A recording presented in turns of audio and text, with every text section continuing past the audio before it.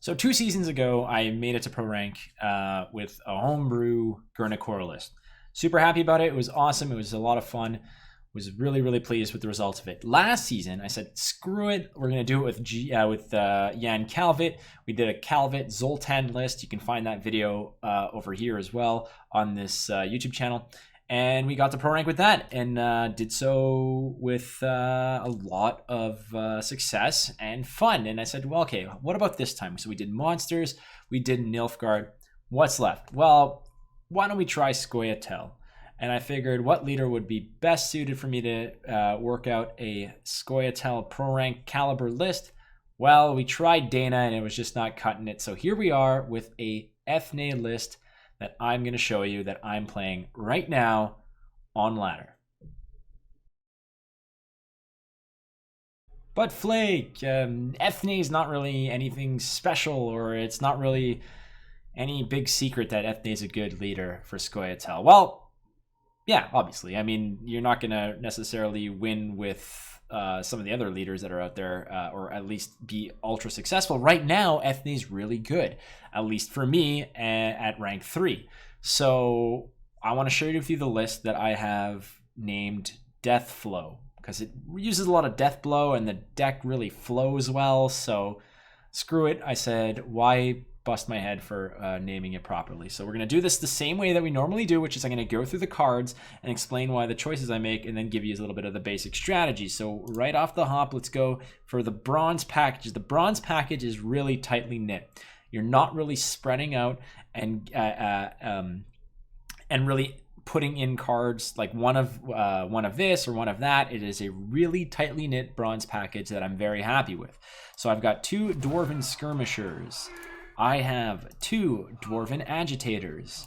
I have 2 Vryad Dragoons. I have 2 Broccolon Sentinels. Here is some of the thinning plays that you can do. Broccolon Sentinel, obviously, deal 2 damage upon Deathblow. Pull the other Broccolon Sentinel out of the deck.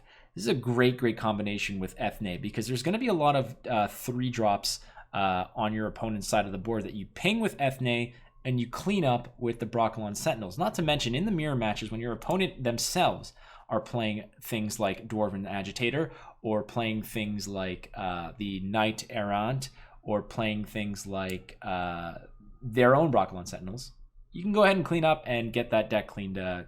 And if, in the same regard, Markham Volunteers are another thinning play that you can do. People are probably going to be trying to clean up your board real nice of all the dwarves that you drop, so that your Markham Volunteers are bricked, but you'll have plenty of dwarves to make that work. All right, Dolblathana Archer. Now, Dolblathana Archer versus the Vryad Officer is because of the fact that you can really tailor the 2 damage or the 1 damage to get things into the range where Deathflow actually can maximize the value.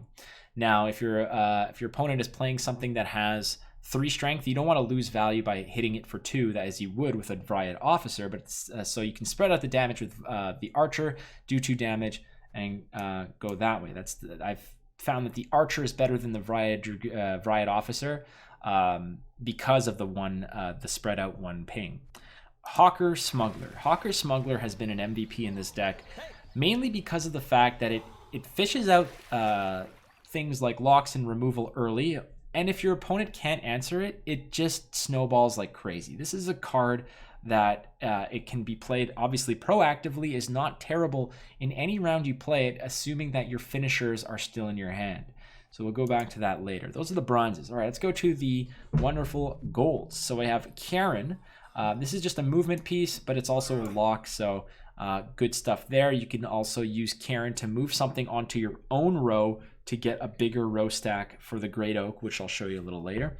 I have Sursa, another card that you can go ahead and bank points for in later rounds, or exponentially get better by putting the points that Sursa gets you onto something like Sheldon Skaggs. Again, the 2 Deathblow, or the Deathblow bonus, can easily be tailored with cards like the Archer, or with your Eithne pings as well. And it's got the bonus of Harmony as well. Ida, because there are things like Frightener, there are all kinds of silly, nasty traps out there, and Ida can get rid of her fair share of impactful Malcolm Horns, Crushing Traps, Frighteners, Summoning Circles, garbage like that. Even if there are none, 7 points for 8, not bad. I've got Treant Boar. Treant Boar is a card that I like to play in round 1. This is not a card that I hold on to. This is a card that you want to play in round 1 to pressure. Now, my strategy with Treant Boar is such that on blue coin, you play it, and if your opponent answers it, well, you can probably know that you're not going to necessarily win that round in the long run. But so you want to probably take the strategic pass as soon as possible. But if this sticks, if Treant Boar sticks, you can really stick into a round for a lot longer and really get value and get those death blows happening, especially on red coin. Treant Boar unanswered on red coin will give your opponent a nightmare of a scenario. So Treant Boar is your round 1 pressure tactic, and if it gets answered, so be it. It probably eats a lock, a muzzle, a whatever. It's bad news, but still, it's not the worst thing. This is a round 1 card. Next up, Sheldon Skaggs. Obviously, even with the provision nerf a little bit, whatever, this is still a brutal card for your opponent. Gets rid of big threats. It banks points. I would probably look to be a little bit worrisome if your opponent is playing Nilfgaard, because Shillard can be a problem, in which case all the boosts from Eithne, from Sursa, from your Dwarven Agitators, maybe spread them out a little bit, because even Sheldon Skaggs could be an enormous card of 20 points, dealing 20 damage, but your opponent will not going to give you the opportunity necessarily to convert on all the power being dealt as damage. So pick and choose your shots here. If your opponent's playing something like Skellige and you have to deal with an Olaf or something, that's fine. Go for it. Then, pump up as much as you can and do the damage. But if your opponent's playing something like Nilfgaard is your biggest worry because of Shillard, because of things like Peter, etc. Sometimes in those cases, it's always best to just go ahead and strategically pass around the boosts. Nonetheless, Skaggs, great finisher. Gregoire de Gorgon, Gorgonzola face. Basically, this is one of those cards that with your Eithne pings, with your targeted damage, this is another card that is going to be a high value ceiling for what it's offering you. I really, really like this card now in this deck. I never played it in any other style. I've always been worrisome because of the fact that it is so... The window for it to be good is so small. You need a 1 strength card on your opponent's side. And how is that going to be a reliable place to bank on its points? Well, with Eithne as your leader, you'll be able to pick and choose what you get. So that's why Deathblow and Eithne is good. Now, Milan, again, 4 damage to spot removal or spread it around to make sure that you've got targets for Deathblow. Just a great card all around. I've got Gabor. Gabor here is your round 2 drop for resilience, or it's another place to throw down some of those Dwarven Agitator points to boost, because in round 3, dropping an 8 or 9 or 10 point card with immunity on the range row is pretty saucy, and it's really good. This doesn't have to be a card that you immediately carry over in round 2, because if you're banking points into this, the points are going to get lost in the carryover.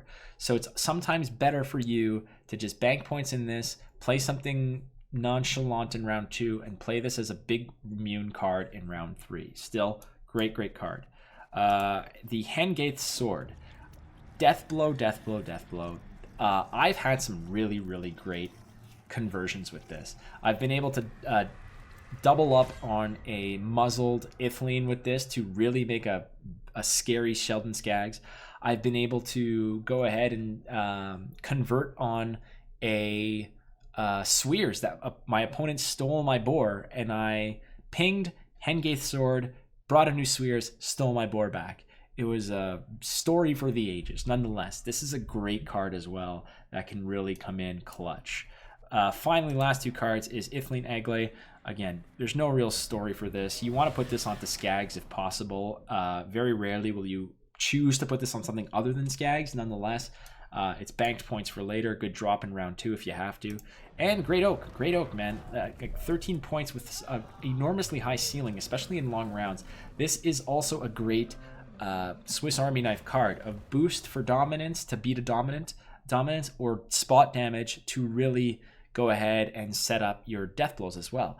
You can really pick and choose your spots with this card and get some great value and some great investment plays for later by doing the damage you need to do in order to convert on a Deathblow. So there's the list. Now, the basic strategy for this is obviously you want to be using your Eithne charges strategically. This is not a Scorch deck. So you don't want to go into round 3 with all your Eithne charges because you need to tailor your Scorches and really become calculated in how you do this. This is something where it's a target of opportunity. If Eithne can ping something for you to convert and kill that can become a problem on your first play, then do it. If she can go ahead and ping something in round 1 to bring out your Broccolon Sentinels, to bring out your Sursa for value, to bring out your Hengaith Sword, obviously. The Eithne is there to make sure that your Deathblows happen because that is how the deck is built. When I built this deck, I just literally put in Eithne as my leader and typed in Deathblow. I typed in Deathblow in the search bar and took everything that had a high value ceiling.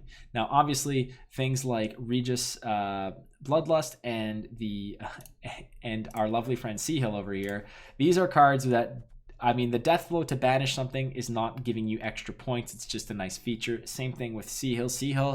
Seahill's Deathblow doesn't really come in the clutch, unfortunately.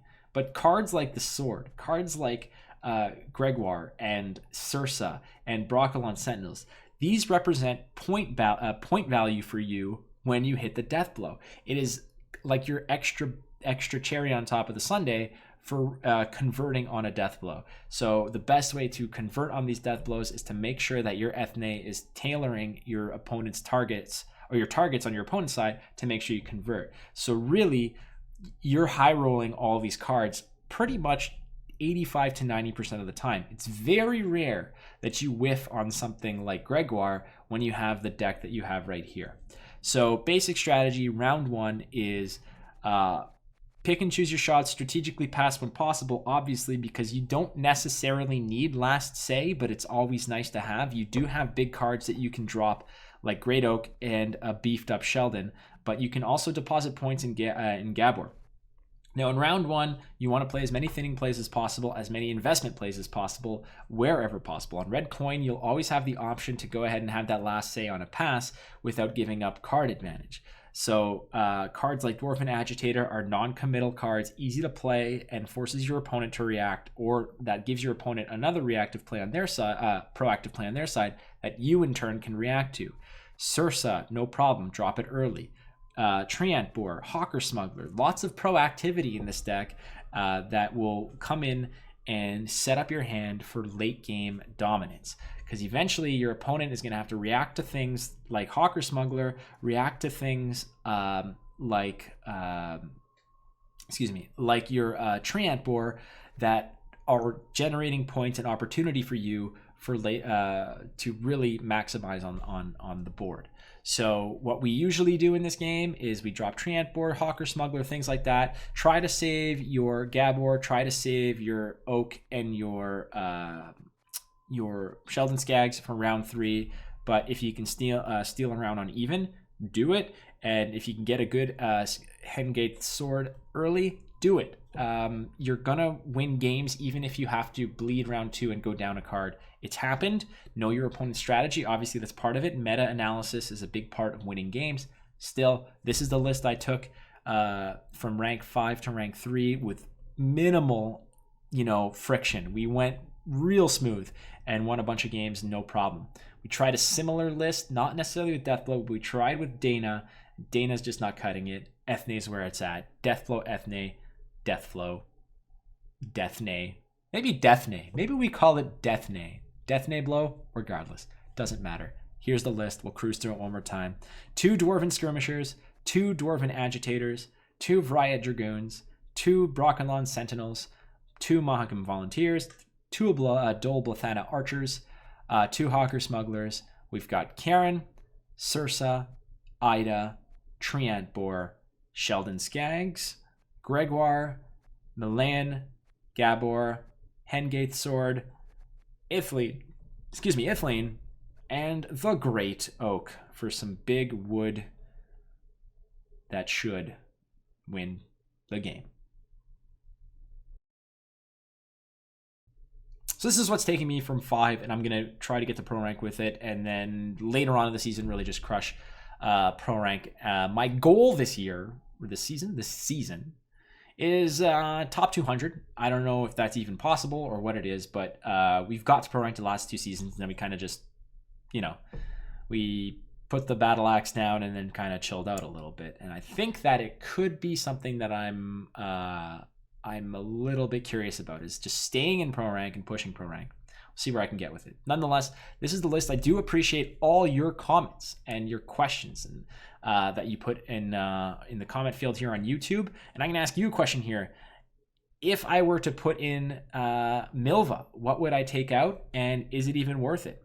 It's a possibility, another immune unit, but I'll throw that out to you guys. Again, you can catch me Monday to Friday on Twitch, twitch.tv/watchflake. I go live 10 a.m. Eastern Daylight Time. If I'm not mistaken, that's 4 p.m. CEST. And I do appreciate your everything that you guys do, and thank you so much for watching. Catch me on Twitter as well, @watchflake. Be kind to one another. I will see you very soon. Adios.